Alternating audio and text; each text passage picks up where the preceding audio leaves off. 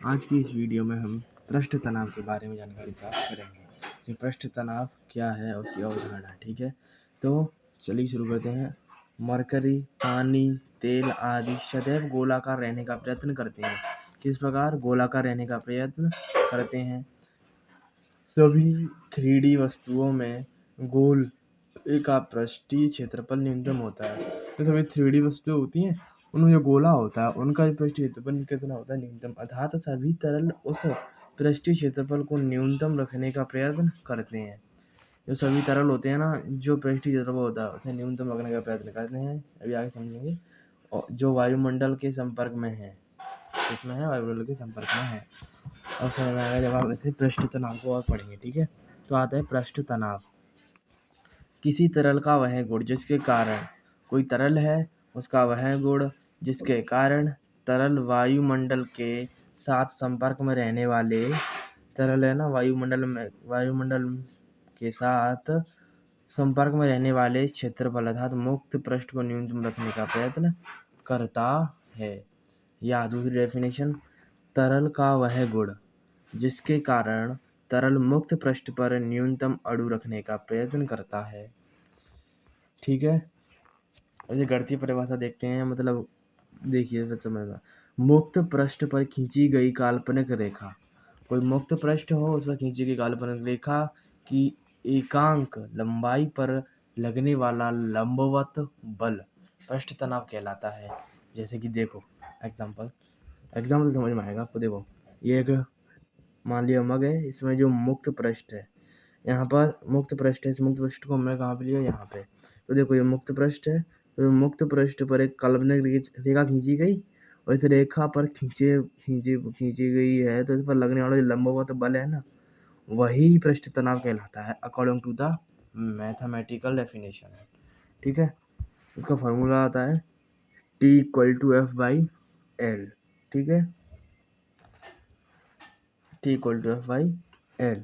इसे इंग्लिश में बोलते हैं वैसे पृष्ठ तनाव को सरफेस टेंशन। ठीक है, क्या बोला जाता है? Surface tension. सरफेस को टेंशन देता है ये सरफेस टेंशन। ठीक है, अब आगे देखते हैं। चूंकि इसकी दिशा अद्वितीय होती है, अतः यह अदिश राशि है। कैसे राशि है? अदिश राशि है। ठीक है, नोट है, पृष्ठ तनाव काल्पनिक रेखा की लंबाई पर निर्भर नहीं करता है। जो भी हमने काल्पनिक रेखा खींची थी उस पर निर्भर नहीं करता है। हमने छोटी देर से पढ़ते हैं। मात्रा क्या होता है इसका? न्यूटन प्रति मीटर। क्योंकि एफ का मात्रक न्यूटन और एल का मात्रक मीटर, तो न्यूटन प्रति मीटर। ठीक है, मात्रक हो जाएगा न्यूटन प्रति मीटर। और एक न्यूटन इक्वल टू क्या होता है? 10⁵5 डाइन। और सेंटीमीटर में क्या होगा? 10⁵2 सेंटीमीटर। 1 मीटर बराबर, तो 1 न्यूटन प्रति मीटर बराबर 10⁵3 डाइन प्रति सेंटीमीटर बचा। और ये 3 कैसे आया? क्योंकि ये घात ऊपर जाएगी तो माइनस की हो जाएगी। ठीक है, 5 में 3 2 या 3 बचा, तो 10⁵3 डाइन प्रति सेंटीमीटर हो जाएगा। फिर क्या हो जाएगा? डाइन प्रति सेंटीमीटर। और ये किसका फॉर्मूला होगा? सरफेस टेंशन का। ठीक है, यहाँ पे जो NCERT में नहीं है, लेकिन मैं तुम्हें बता देता हूँ, इम्पोर्टेंट है ये, अलग से लिया है मैंने। कुछ फॉर्मूले हैं जिनका सरफेस टेंशन निकालने के लिए, जैसे कोई लंबाई की छड़ हो उससे निकालना हो, और W है ना, W वेट हो, तो देखो F नेट कितना बल लगेगा? तो T × 2L + W। ठीक है, सॉरी W वाइड होगी इसकी चौड़ाई। ठीक है, अब फिर वेट होगा। देखो 2 नंबर पर जो कोई सर्कल सा है, इसके चारों अंदर बाहर देखना है हमें सर, मतलब इस जगह पर ये बोला था ना, इसमें सरफेस टेंशन देखना है कितना है। तो एफ नेट के लिए T 2πr1 + 2πr2 + W, क्योंकि R1 हो जाएगा अंदर का और R2 हो जाएगा बाहर तक का। और नंबर 3 पर देखते हैं, इसके चारों ओर सरफेस टेंशन देखना हो तो एफ नेट = T कोष्ठक में 2L + B + W। ये क्या हो गया? परिमाप। ठीक है, अब इसके कुछ उदाहरण भी देख लेते हैं जो कि इम्पोर्टेंट है, क्वेश्चन में आते रहते हैं इससे कि सरफेस टेंशन किस में ज़्यादा कम, इस प्रकार से। तो उदाहरण है किस में पाया जाता है या नहीं। देखो, मरकरी को किसी सतह पर डालने पर वह गोलाकार हो जाती है। किस बार हो जाती है? गोलाकार हो जाती है मरकरी को किसी सतह पर डालने पर, एवं इसकी मात्रा बढ़ाने पर धीरे धीरे यह चपटी होकर वृत्ताकार हो जाती है। कैसी हो जाती है? चपटी होकर वृत्ताकार। देख ये एग्जाम्पल देखो, इसमें चित्र शो किया गया है कि पहले एक बूंद डाली, तो पहले बूंद डालकर धीरे धीरे जो वो बूंद आई तो गोलाकार थी, गोलाकार का तुम और डाली तो ये चपटी हो गई। कैसी हो गई? चपटी। चपटी होकर वृत्ताकार हो जाती है, ये वृत्ताकार बनेगी चपटी होकर। ठीक है। नंबर 2 के ऊपर देखते हैं ब्रश। ब्रश है ना, ब्रश। ब्रश को तरल से बाहर निकालने पर इसके बाल आपस में चिपक जाते हैं।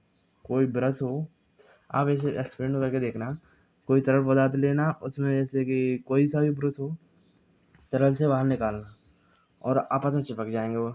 ठीक है। आशुत जल पर नंबर 3 पर आशुत जल पर कपूर का टुकड़ा डालने पर पृष्ठ तनाव के कारण यह नाचता हुआ प्रतीत होता है। आशुत जल होता है ना, अगर उसमें डालोगे कपूर का टुकड़ा तो चित्रानुसार नंबर 4 पर चित्रानुसार एक बर्फ होगी यहाँ पे, सॉरी, चित्रानुसार एक बर्फ का सिल्ली पर धागे को रखने पर यह वृत्ताकार आकार ले लेता है। एक बर्फ की सिल्ली पर धागे को रखेंगे ना तो यह वृत्ताकार आकार ले लेता है। देखो, जैसे हमने एक धागा डाल दिया ऐसे, तो ये बर्फ का बुलबुले होंगे यहाँ पे थोड़े थोड़े, तो ये धागा है यहाँ पर देखो चित्र में गोलाकार आकार ले लेगा। वृत्त का क्षेत्रफल अधिकतम मुख्य पृष्ठ का क्षेत्रफल घट जाता है। वृत्त का क्षेत्रफल अधिकतम होगा, इसका मुख्य पृष्ठ है ना, इसका क्षेत्रफल घट जाएगा। देखो यहाँ पे ज्यादा था क्षेत्रफल, यहाँ पे कम हो गया। ठीक है। अब पृष्ठ तनाव को प्रभावित करने वाले कारक कौन कौन से हैं देखो। पहला हुआ तापमान। तापमान के ये इन्वर्सली प्रोपोर्शनल होता है, अर्थात व्युत्क्रमानुपाती होता है। ये तापमान समानुपाती के चिन्ह 1/, पृष्ठ तनाव ऐसे भी बोल सकते हैं। गर्म सूप या चाय जीभ पर आसानी से फैल जाता है। आसानी से फैल जाता है। देखो कैसे फैल जाता है, इसका कंसेप्ट यही है कि तापमान अधिक होगा, पृष्ठ तनाव कम होगा तो आसानी से फैल जाएगा। वही पृष्ठ तनाव ज़्यादा होगा तो वहीं के वहीं सिकुड़ने का प्रयास करेगा, एक तरह का समझ लो।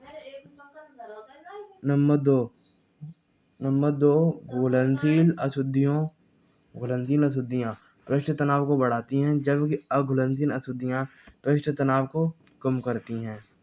फॉर्मूला होता है इसका T पृष्ठ तनाव का एक और फॉर्मूला है T0 कोष्ठक में 1 - अल्फा डेल्टा T। ठीक है, अल्फा डेल्टा T। यहाँ T प्रारंभिक पृष्ठ तनाव है और यहाँ तापमान में परिवर्तन है क्या, डेल्टा T, और ये ताप गुणांक है। ठीक है। Thanks for watch.